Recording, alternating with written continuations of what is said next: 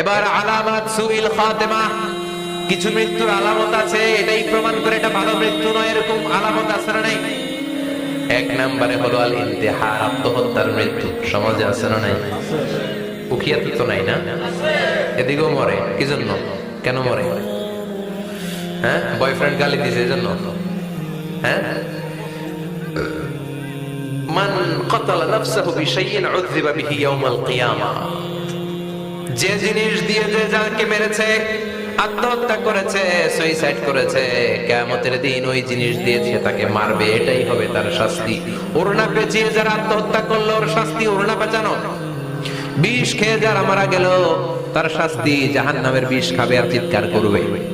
ছুরি ঢুকিয়ে যারা মারা গেল জাহান্নামের আগুনে ঝলসানো ছুরি শুধু ঢুকাবে। আল্লাহ আত্মহত্যা থেকে বাংলাদেশে বাঁচাও, আমাদের ছেলে মেয়েগুলারে বাঁচাও। চিৎকার দিয়ে বলেন আমিন। আত-তাআব্বুদ ফিল লিসান ফি লা ইলাহা ইল্লাল্লাহ, আজীবন কালেমা পড়ে নাই, আজীবন কালেমারে বাস দিয়েছে, এখন মরার সময় সবাই কয় কলমা পড়েন, কলমা পড়েন। এখন পড়তে চায় মাগার মুখ দিয়ে বাইর হয় না। আছে না নাই?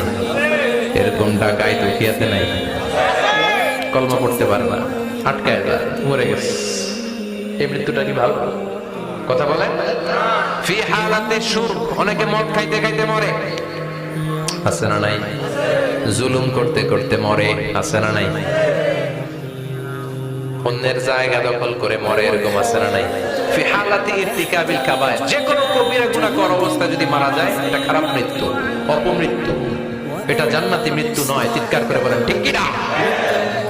এরপর ফি সাফাতিল ওয়ালিদাইন, বিশ্বনবী বললেন কোন ছেলে যদি মারা যায় এমন অবস্থায় মা বাবা তার উপর রাগান্বিত, এটা ভালো মৃত্যু? কথা বলেন।